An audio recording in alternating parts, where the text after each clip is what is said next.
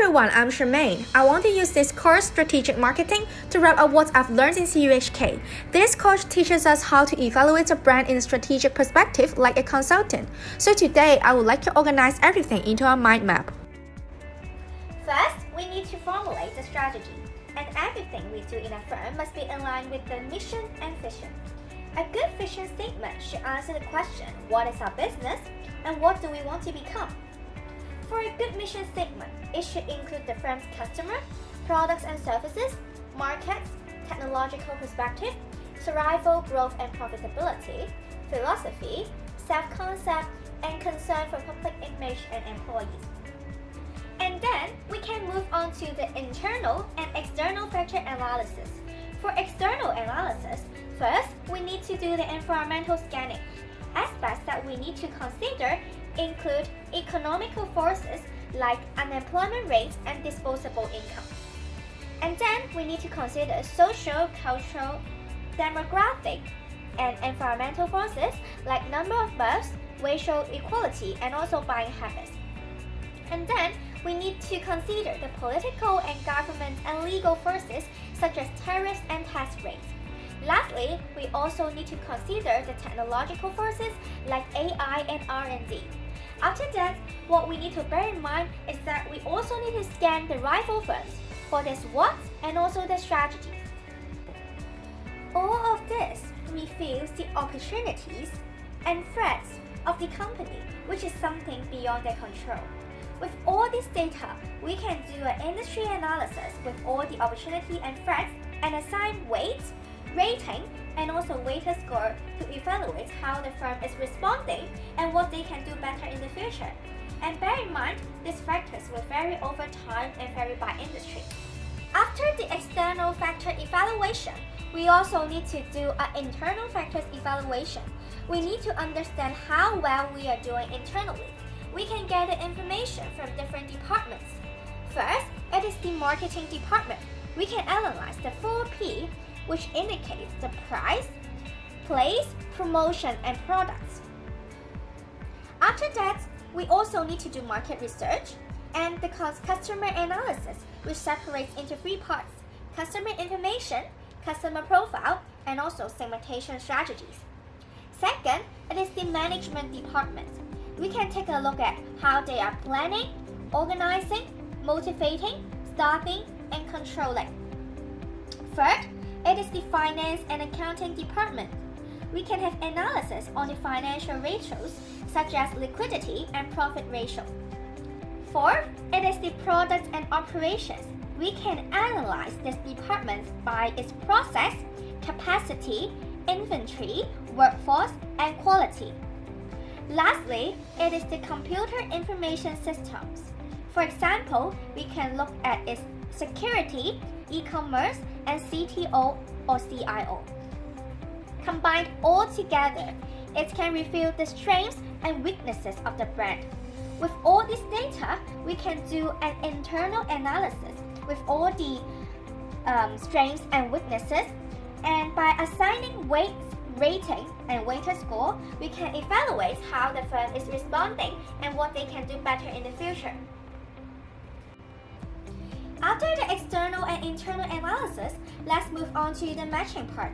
We need to write up the SWOT matrix. They are namely SO strategies, which is use strengths to take advantage of opportunities, WO strategies to overcome weakness by taking advantage of opportunities, ST strategies to use strengths to avoid threats, WT strategies to minimize weakness to avoid threats. For market penetration, we can increase the frequency of use, increase the quantity used, convert non-buyers, having new applications, convert lost customers, and convert competitors' customers.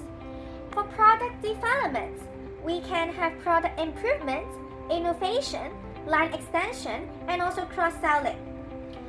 For market development, we can expand geographically or target new customers.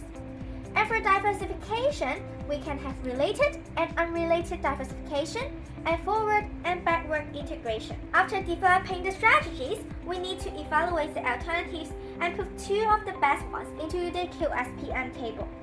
We need to list the firm's key external opportunities and threats and the firm's key internal strengths and weaknesses.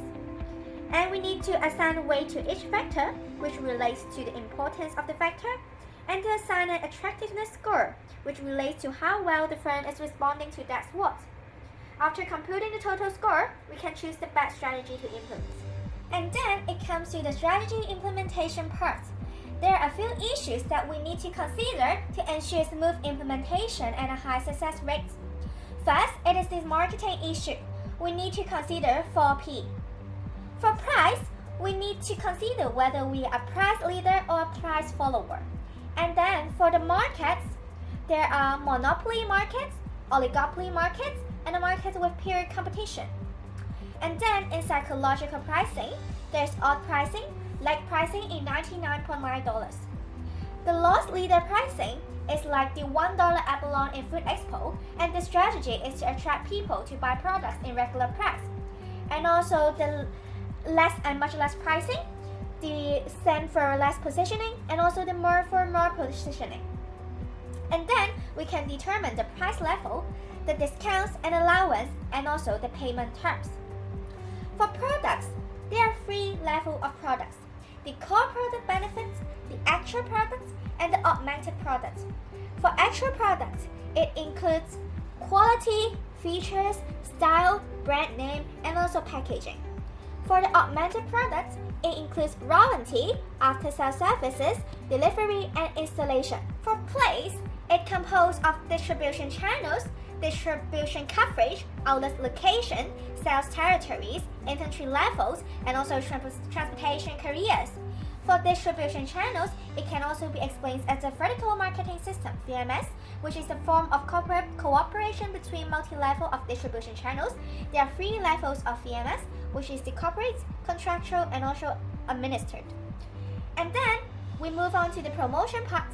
It includes advertising, personal selling, sales promotion, publicity, and also direct marketing and mailing.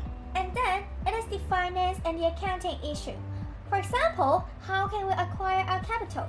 Should we use net profits, we sell assets, or we use debt or equity to finance our company?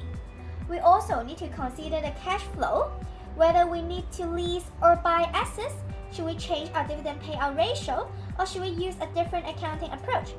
These are all things that require policies to ensure the smooth implementation of the strategy. And then we also need to consider the research and development issues. Do we need to develop robotics? Should we perform R&D internally or outsource it? And the budget we spend on R&D? And should we collaborate with other institutions for more innovation? The last part is the strategy evaluation. After the implementation, we need to compare the actual and expected results to see if there are rooms of improvement. First, we need to review the basis of strategy internally and externally. For internal aspects, we need to evaluate our own SWOT to see whether there are any updates. For example, are our strengths still strengths and are our weaknesses still weaknesses? Externally, we need to understand our competitors' current market position and profitability, and we need to examine our competitors' SWOT again to see whether there are changes. Lastly, we need to take a look at our competitors' reaction to our strategy and also how well they're performing their strategy. We need to find out why they are successful or why they're making such changes. After that, we need to measure the performance. To facilitate comparison, we can use financial ratios for quantitative analysis. For example, the ROI, the return on equity, the profit margin, the market share, the debt to equity, the EPS, the sales growth, and the asset growth. After that, we need to benchmark those ratios with industry leaders, or to compare with competitors' average, or to compare within different time periods.